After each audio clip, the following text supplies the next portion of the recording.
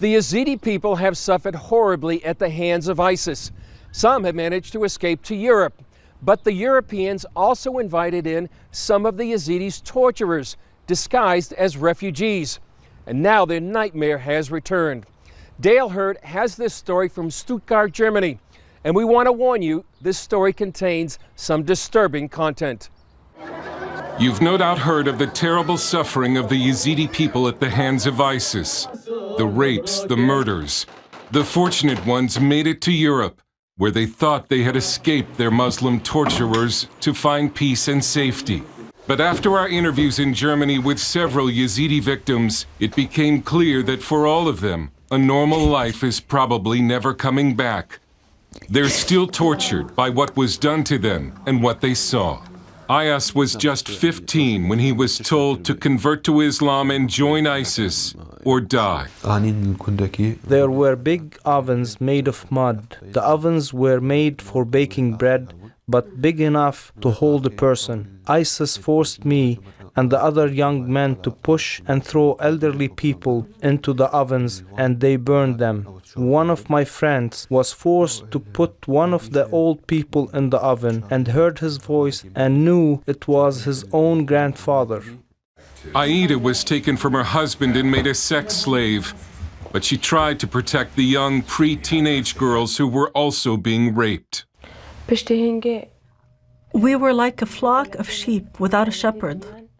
One day the guard grabbed a 9-year-old girl and took her to the second floor into the bathroom, and he raped her while she was crying and screaming. And we could hear it all. But what could we do? Hadia said she and the other women and girls tried to make themselves as unappealing as possible to stop the rapes. We did not wash, and we pretended to be insane so that ISIS would not rape us, because otherwise they simply took us to do so as they liked. This girl was just 12 when she was used as a sex slave. She told us how another young girl killed herself after being raped. The Yazidis here in Germany saw horrific things done to their family members and friends by Muslims in the Middle East. Now they're watching as Muslim refugees are coming to Germany, invited by the government, and some are afraid again.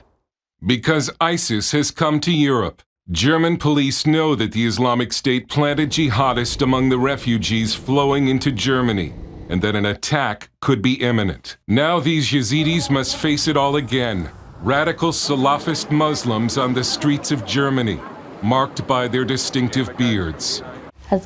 When I see men with beards, I get very scared and start crying.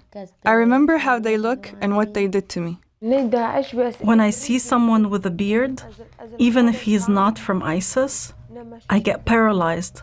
I cannot walk, not scream or anything. I cannot even look at him.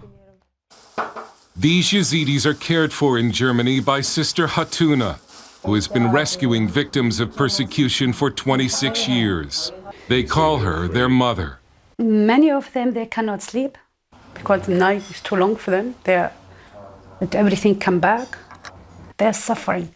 And even here in Europe or in Germany, if they see covered people, if they see some people with a beard, which one they shave the mustache, they mean they're ISIS, Salafist, and they are afraid more than that.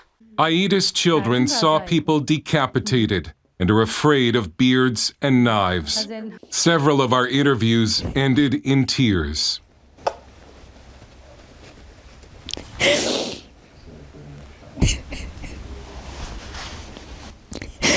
I feel with them, you know.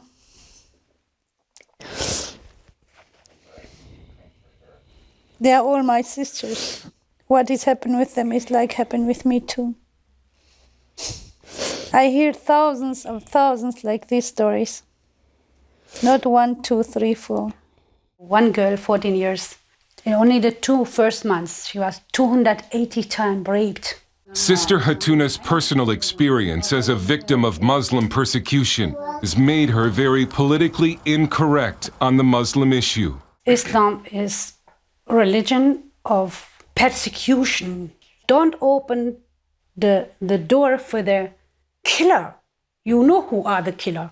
Why you let them in your country to kill tomorrow your children? Hans Erling Jensen, International Director of the Hatuna Foundation, says the UN only cares for about 10% of the refugees in the Middle East, and Sister Hatuna can only help as she is funded. All other, the 90%, that is 3 to 4 million or maybe more, and they are living outside and trying to take care of themselves. They were forgotten by the world and left to the wolves in the Middle East. Now Angela Merkel has brought the wolves to Germany, and they feel forgotten again. Psychologically, we will not recover for the rest of our lives. I can't get rid of the fear and pain from what I went through. We sleep with our eyes closed, but our ears still hear the voices and the cry of our sisters and mothers who were raped. They cry for help, but we cannot do anything to save them. And no one helps them or us. Dale Hurd, CBN News, reporting from Stuttgart, Germany.